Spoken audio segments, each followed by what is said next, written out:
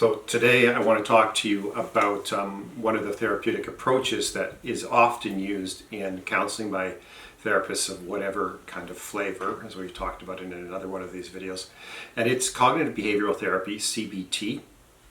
It's very effective, research-based for a number of things. And as the name says, it looks at both what you do and how you think. And in fact, it looks at a further part, and that is your feelings.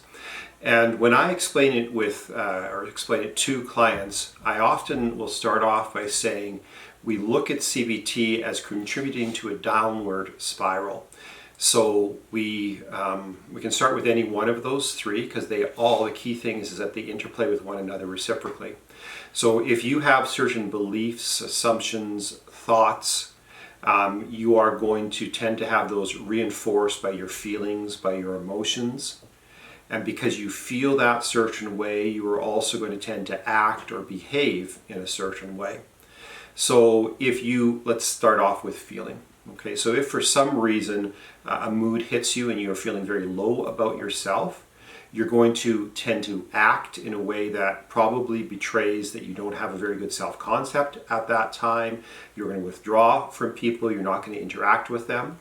As a result of that, there's going to be a tendency for people around you to respond, to give you some space, to maybe not engage with you, depending on what your relationship is like. They may not speak to you really at all. Strangers might avoid you, things like that. That's going to then probably play out in your system of thoughts, that you start to think, oh, people don't like me, I'm not very worthy, those kinds of typical thoughts. And then when you transition back to feelings again, you start going to translate that into your emotions. And emotions in some respects are kind of the powerhouse. They don't respond really well to thought, to kind of sustained rational thinking. We are not able to precisely control them. But when they are on our side, or when they're not, they are very, very powerful. And so they can really drive this process.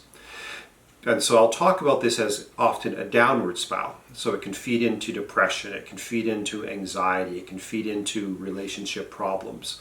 And again, so we can see it kind of going down like a corkscrew. But at the same time as that's possible, we can reverse it and we can make it go up and use the same process to build more functionality. And we jump in wherever we're able to jump in, remembering that one of the most difficult places to jump in is on the feeling axis, because feelings, as I said, don't respond usually very clearly, very precisely, very directly to our efforts.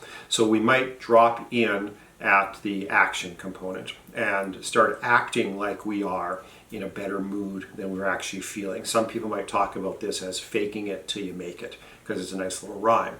And there's some sense to that, depending on what you mean by that, depending on how it's implemented. But you start acting like you are feeling better than you need to, if, again, I need to say as a caveat, if you don't actually need something in particular. If you're actually going through depression, especially severe depression, especially with the possibility of risk to yourself, harm to yourself, then you should take some action to seek help. But if it is merely kind of a mood that I'm just not feeling very good, I don't like being around people right now and so on, and you don't want to be in that space, it's not very functional for you, then you start acting more pleasant, you smile more, you push yourself a little bit extra to interact with people. Then that is going to then translate into, it's going to affect your thoughts. Because in general, people are going to respond to you in a more positive way, and that will change your thinking. You'll start to think, you know what? Maybe this is just a mood. This isn't such a big deal. And that then gets, again, translated into your emotions. Now, sustained kind of pressing against your emotional state is more likely to make a change. It doesn't kind of tumble very, very quickly, but it will eventually start to turn under normal circumstances, and then it will feed back into this process. And so then we start to see, now I have some control over that. And that's a very important idea for us, is to see that there is a cause and effect relationship, that we are able to do things to make a difference in our own lives. So CBT is more complex than that. There's training that goes into it that is bigger, obviously, than just understanding this little triangle diagram, but there's a lot of power in it. And with that much understanding on your own, many circumstances you can make improvement to. And certainly it is also very useful if you're working with a professional who is also trained in CBT and can make some really quicker turnarounds for you to give you some direction.